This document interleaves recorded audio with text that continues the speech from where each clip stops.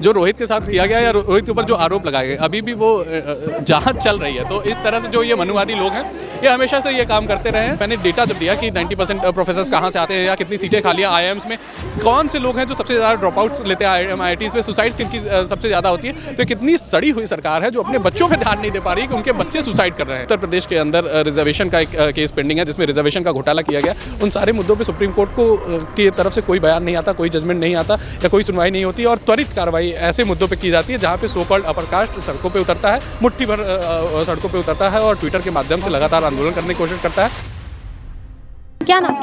अभिषेक नाम है मेरा। क्या मांगे लेकर आए हैं आप लोग यहाँ पर? हम यहाँ पे हमारी दो मूलभूत मांगे हैं। एक तो जो रोहित एक्ट है उसको लागू करने का, उसके साथ ही साथ अभी जो फिलहाल सुप्रीम कोर्ट का जजमेंट आया है कल, उसको कंडेम करते हुए और उसके खिलाफ हम अपनी बात रखते हुए कि इस यूजीसी कानून को जो है और स्ट्रांगली इसको लागू किया जाए और इसमें जो एम्बिगुअस टर्म्स है उनको निकाला जाए और एक क्लियर कट गाइडलाइन जारी की जाए यूनिवर्सिटीज़ के लिए। क्यों मांग कर रहे हैं आप लोग? क्या आपको कोर्ट के ऊपर भरोसा नहीं है क्या? कोर्ट के ऊपर जब ऐसे जजमेंट्स आते हैं तो वो भरोसा लगातार कम होता रहता है, क्योंकि हम देख रहे हैं कि जो ब्राह्मणिकल सिस्टम है वो किस तरह से काम करता है।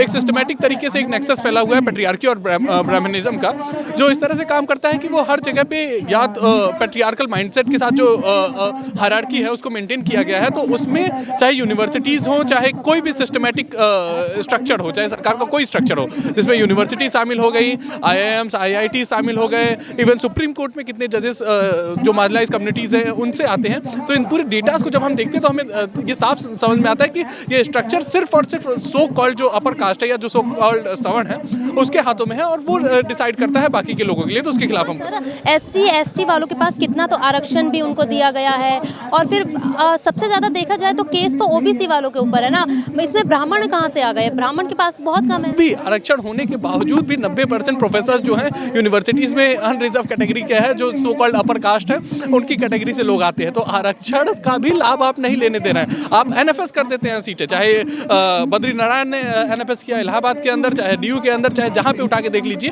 जितनी भी सीटें होती हैं उनको या तो नॉट फाउंड सुटेबल कर दिया जाता है या मैं सही टर्म्स में कहूँ तो नॉट फाउंड समन कर दिया जाता है कि उनको समन नहीं मिले तो उस सीट को ही NFS कर दिया उन्होंने। तो इस तरह की काम किया जाता है। तो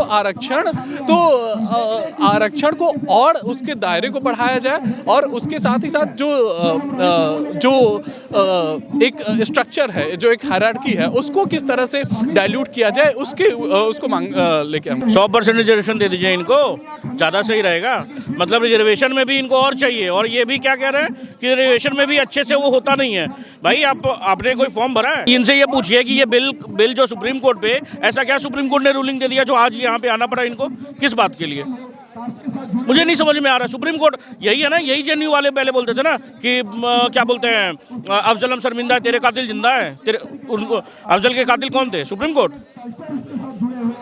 आपका जवाब? बहुत शर्मनाक बात है, ऐसी बातों का जवाब नहीं देना चाहिए पहली चीज़ तो, क्योंकि ये बहुत ही ओछी बातें होती हैं और इन बातों पे, इन आर्ग्यूमेंट्स में पढ़ना ही नहीं चाहिए इंसान को, क्योंकि आपको शर्म नहीं आती ये कहते हुए कि एक विशेष नारा लगाया गया और सरकार इतनी निकम्मी है कि उस नारों को किसने लगाया वो पता ही नहीं कर पाई। तमाम धन दौलत, गोला बारूद और तमाम तरह का स्ट्रक्चर होते हुए, इंटेलिजेंस होते हुए भी आपके पास कोई इस तरह का सिस्टम नहीं कि आप नारे लगाने वाले तथाकथित लोगों को पकड़ सके। चीज़ दूसरी चीज़ जो रिजर्वेशन की बात कर रहे हैं ये कि, तो वही तो मैं कह रहा हूँ ना कि कितना बड़ा फेलियर है और कितना शर्मनाक बात है कि आप पहले तो एक प्रावधान लेके, ये नहीं कि आप रोहित एक्ट के बारे में बोल रहे हैं और रोहित वर्मुला के बारे में जब इंक्वायरी हुई तो पता चला वो SC ST है ही नहीं।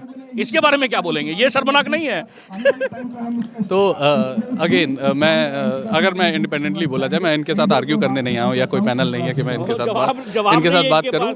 मैं अगेन अपनी बात पूरी करता हूँ कि जो रोहित के साथ किया गया या रोहित के ऊपर जो आरोप लगाए गए, अभी भी वो जांच चल रही है। तो इस तरह से जो ये मनुवादी लोग हैं ये हमेशा से ये काम करते रहे हैं और रिजर्वेशन को और स्ट्रांगली अपहेल्ड किया जाए और उसके साथ साथ यूजीसी के जो नियम है उसको और स्ट्रांगली। मानववादी आज़ादी की मांग कर रहे हैं तो कोई भी मूवमेंट, पहली बात तो किसी भी मूवमेंट को आपको डिमीन नहीं करना चाहिए मुट्ठी भर करके, क्योंकि हर मूवमेंट कुछ जगहों से शुरू होता है, पहली चीज़। दूसरी चीज़ की इसी की तो लड़ाई है ना कि आप हमें यूनिवर्सिटीज़ में आने तो दीजिए, आप ऐसा सिस्टम बनाइए जिसमें लोग यूनिवर्सिटीज़ में आ सके, जिसमें लोग अपनी बातें कह सके और जो ये नेक्सस है उसको तोड़ा जा सके। तो उसी की तो पूरी लड़ाई है ना।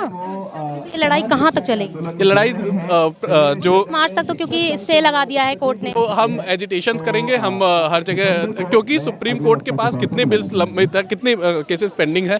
इवन उत्तर प्रदेश के अंदर रिजर्वेशन का एक केस पेंडिंग है जिसमें रिजर्वेशन का घोटाला किया गया। उन सारे मुद्दों पे सुप्रीम कोर्ट को की तरफ से कोई बयान नहीं आता, कोई जजमेंट नहीं आता या कोई सुनवाई नहीं होती और त्वरित कार्रवाई ऐसे मुद्दों पे की जाती है जहाँ पे सो कॉल्ड अपर कास्ट सड़कों पे उतरता है, मुट्ठी भर सड़कों पे उतरता है और ट्विटर के माध्यम से लगातार आंदोलन करने की कोशिश करता है और उसको सुप्रीम कोर्ट एडमिट करता है और उस पर एक जजमेंट दे देता है। तो हम लगातार एजिटेट करेंगे और तब तक हम एजिटेट करेंगे जब तक एक स्ट्रॉन्ग कानून, एक स्ट्रॉन्ग नियम बन के यूनिवर्सिटीज़ में इन सारे डिस्क्रिमिनेशन को खत्म नहीं किया जाता। इसमें सरकार की कहाँ गलती नजर आ रही है? सरकार की गलती पूर्ण रूप से है क्योंकि सरकार के पास पूरा स्ट्रक्चर है। आप ऐसे कानून लेके आइए, रोहित एक्ट लेके आइए जो तेलंगाना गवर्नमेंट उस समय लेके आई थी, जिसमें क्लियर डिस्टिंक्शन था कि डिस्क्रिमिनेशन किस तरह से होता है, किस तरह से डिस्क्रिमिनेशन होता है और किस तरह से एक डायरेक्ट डिस्क्रिमिनेशन है, एक इनडायरेक्ट डिस्क्रिमिनेशन है जो मार्क्स वगैरह के आधार पे है और उसमें एक क्रिमिनल ऑफेंस बनाया जाए ताकि जो ये मनुवादी लोग हैं जो एनएफएस करते हैं, जो लोगों का कम नंबर देते हैं, जो जाति के आधार पे विभेद करते हैं, उनके ऊपर कार्रवाई हो सके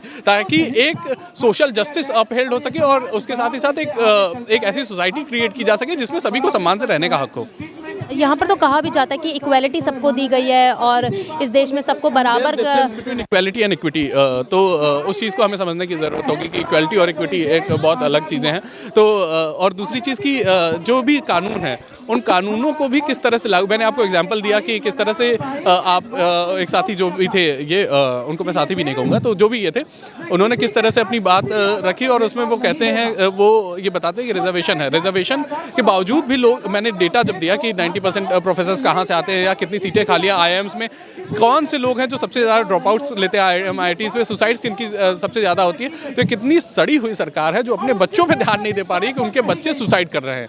यानी तुम कैसे गार्जियन हो कि तुम्हें यही नहीं पता कि तुम्हारे बच्चे मर रहे हैं और तुम कुछ नहीं कर रहे हो। तो ये शर्मनाक चीज़ है और इस पर सरकार को और ज़्यादा मजबूत कानून लेके आने। अच्छा, उस पर क्या कहेंगे सर? हम जानना ये भी चाहेंगे आपसे कि उस पर क्या कहेंगे जो JNU से हमेशा देश विरोधी नारे आते रहे हैं? देश विरोधी नारे हैं कौन से?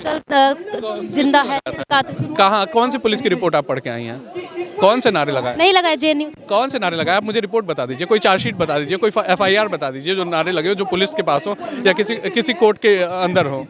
कहाँ से लगे ये नारे? मुझे आप बताइए ना, मुझे इसकी जानकारी नहीं है। आप मैं बता तो रही हूँ JNU से ये नारे लगे। फैक्ट दीजिए ना, कौन सा FIR कौन सी चार्जशीट के अंदर है कि आप हवा में सुन के आ गए या कहीं हवा में सुन के नहीं आए, हमारे पास प्रूफ है, हम प्रूफ भी देंगे। दे दीजिए। हाँ, प्रूफ आप समय ले लीजिए, आप प्रूफ दे दीजिए, कोई चार्जशीट बता दीजिए या कुछ भी बता दीजिए। आपने ये नारे नहीं सुने JNU? मैंने नहीं सुने। अभी JNU से जो अभी नरेंद्र मोदी और अमित शाह के लिए जो नारे आए थे वो तो उसके लिए तो मानते हैं आप, उसका तो प्रूफ भी आया था। नारे हैं ये लगातार लगते आ रहे हैं। इवन मैं कल देख रहा था, बहुत सरप्राइज था कि जो ये नरेंद्र मोदी को भगवान बनाने की कोशिश कर रहे थे उनके, तो वो भी अभी कुछ दिन कल परसों में ही उत्तर प्रदेश के किसी जिले के अंदर ये सेम यही नारा लगा रहे हैं। लेकिन इस देश का जो अपर कास्ट लॉबी है उसको उस चीज़ से नहीं दिक्कत होगी। जब नरेंद्र मोदी को जो उसके ही भाई अपर कास्ट भाई लोग जब नारा लगा के इस तरह की बातें करेंगे तो उसे दिक्कत नहीं होगी, लेकिन जब कोई रैशनल व्यक्ति इस चीज़ को बात करेगा तो उससे उसको प्रॉब्लम होने लगती है। सिस्टम फैला रहा है, जो स्ट्रक्चर है, जो ब्राह्मणिकल स्ट्रक्चर है, जो जिसको लगता है कि उसकी जितने प्रिविलेजेस हैं वो छीन लिए जाएंगे, तो वो इस चीज़ को फैला रहा है।